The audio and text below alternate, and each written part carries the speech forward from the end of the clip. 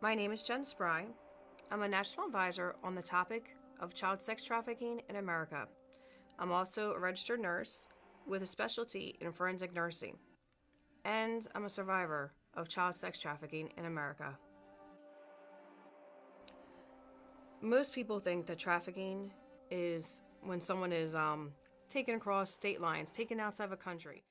The majority of human trafficking in the United States is child sex trafficking, which is child pornography and child abuse. Selling our children is what human trafficking looks like here in America. So for me, trafficking started at 8 years old. A stranger moved in 4 doors from my house. My mom was inside getting things together, finishing up cooking and preparing things for us, and people were coming home from work. So the first time I met my trafficker, he said he lost his dog. He just moved in and the little dog ran away and he needed help finding the dog. My cousin and I walked around, we helped, we looked, and see, I didn't know what was going on, but the guy was asking us questions. A lot of questions. I just thought it was someone to talk to as we were looking for this dog. He rewarded us with lemonade and cookies. The next time I saw him, there was a trade of, he gave us some money, he gave us some toys. It was very subtle. See, everything he gave us, we sort of did something for him. Very mild, very simple in the beginning. But before I knew it, it was demanded, it was required, it was forced. What happened was every day I had to go to this man's house after school. By 3 o'clock I had to be there. He always told me time is money. And I had to run to his house sometimes because my mom would be asking me too many questions. I made up a name of a friend, just told my mom I had to go outside and play. I would have to be at his house. I would climb through the window. And sometimes he would yank me in because he was waiting. There would be customers waiting there, strange men. They would be doing drugs, drinking, and so on. And I'd have to go over, stand in the corner, get undressed, and wait until they were ready. I would see the money exchange. They would do some more drugs. And then he would video and take pictures of that customer assaulting me and raping me on a regular basis. For me, trafficking was being sold to strangers on a daily basis, never knowing when I woke up that morning if I was going to make it to go to bed that night, if I was going to be kidnapped, if I was going to be stolen, or if one of these people were going to smother me and accidentally kill me during one of those assaults. Every day, all I knew was that I had to be at that man's house by 3 o'clock on that fire escape and climbing through a third-floor window. I never knew what to expect. My life was a living hell. I was threatened on a regular basis. The guy told me what my little sister was wearing. He would be at the bus stop across the street in his car. I remember looking and seeing his coffee cup on the front of on the dashboard and seeing the newspaper and seeing him look and hiding behind the crossing guard and just thinking, doesn't anyone see? He would tell me what time my mom got home from work. He would tell me what we had in the grocery cart the night before. I was always so concerned and worried that he was going to show up. Was he going to was he going to talk to my mom? Was he going to tell her? I mean, I was just a kid. I didn't know what he was going to do. I just know I was so concerned that he was wherever I was, because he would tell me all the time what we were doing. He stalked us. He threatened me.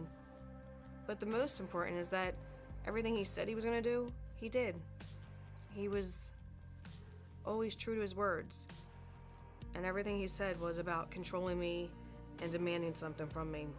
No one looked in the neighborhood, nobody saw, but that man opened his door, told all of us kids to come in, and then I was forced to go there.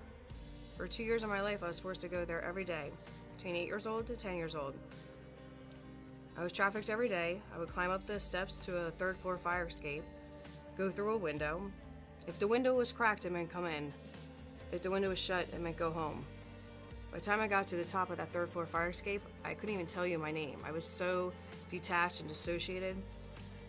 All I knew was what that window told me to do. I always wanted to tell my mom. I would look at her, and I would think maybe today, maybe she'll ask. The reality is, she didn't ask, and I didn't know how to tell. So we never had that conversation. As I went in high school, people still saw that there was something wrong, and it's because I didn't really know who I was. My identity had been stolen from me.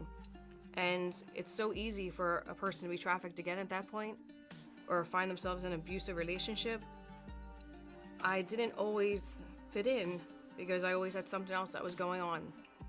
You know, it's the people around you who are acting very different than how everyone else is acting.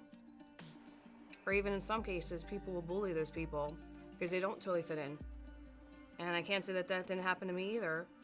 If you're in high school, you know, they'll scream stuff as they walk by past someone's locker, not even knowing what the person's actually going through, why they're dressing like that, or why, you know, why they look so uncomfortable or even embarrassed. But the reality is, I was trying to hide from everyone. I was hiding my life from myself and from everyone else because I couldn't handle what was going on. Looking back, what would have really helped me would be if I would have got trauma-informed care.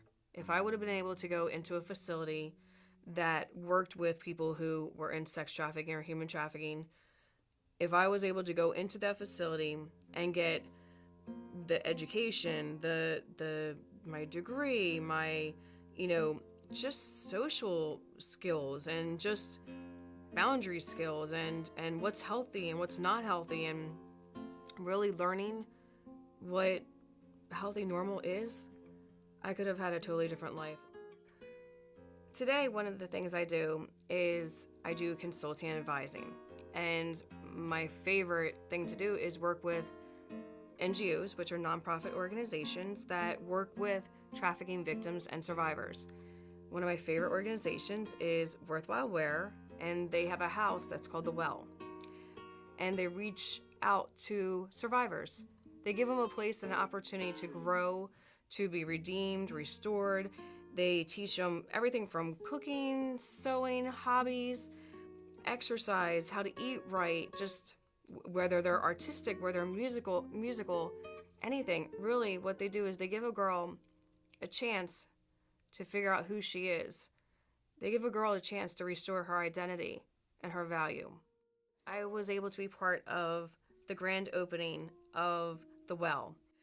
But it was so neat to see these people, these strangers who don't even know the girls that are going to be coming in, and to see how excited they were to be there that day. We had our county commissioner, the congressman, our leader for Worthwhile Wear, and there were survivors, there was media, there was just so much excitement to be opening this house that's going to take care of these girls, that house that's going to give these girls a chance to have a whole new life.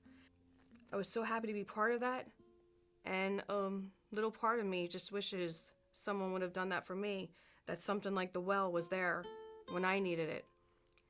But, you know, the girls now have a chance, and that's what's important.